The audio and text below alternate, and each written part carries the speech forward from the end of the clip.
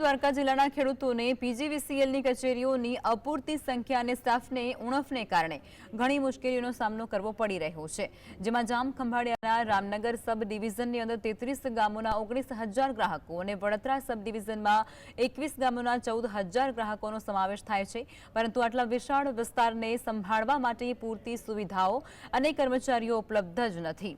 અને આ ઉપરાંત પીજીવીસીએલનું જૂનું કાર્યક્ષેત્ર જે જામનગરથી ઓખા સુધીના 325 કિલોમીટરના વિસ્તારને આવરી લે છે તે નવા જિલ્લામાં પણ યથાવત છે અને જેના કારણે વીજની સમસ્યાઓના નિરાકરણ લાવવામાં વિલંબ થાય છે.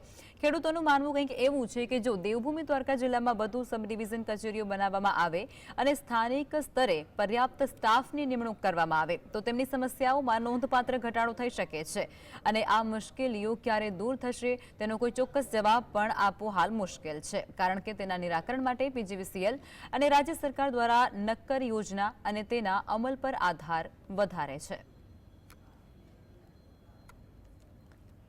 દેવભૂમિ દ્વારકાની વાત કરીએ તો ત્યાં પીજીવીસીએલ તંત્રએ જે સર્કલ ઓફિસર તરીકે સર્કલની એક ફાળવણી કરવી જોઈએ. સર્કલ ઓફિસની ફાળવણી એટલે કરવાનો કહે છે કે 325 કિલોમીટર જેટલો આમરણથી ઓખા સુધીનો વિસ્તાર છે.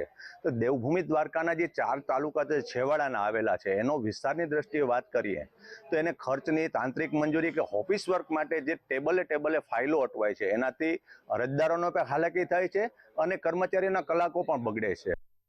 વયા જાય છે કે ભાઈ કે લાઇટ બિલ ટાઈમે મળતા નથી ને લાઇટ આવતી નથી ને અહીંયા આવે એટલે જવાબ આપતા નથી અને માણસો નથી. શું કરવું અમારે? અહીંયા અત્યારે આવ્યા હતા, તમને બેસવાની વ્યવસ્થા ક્યાં બેસવું? પોટલા પછી આમ હાકડમાં બેસવું ક્યાં? અમારે કંઈ સુવિધા કંઈ અને સાહેબોને બેસવાની વ્યવસ્થા હતી? ના, સાહેબો નથી, અમારે નથી.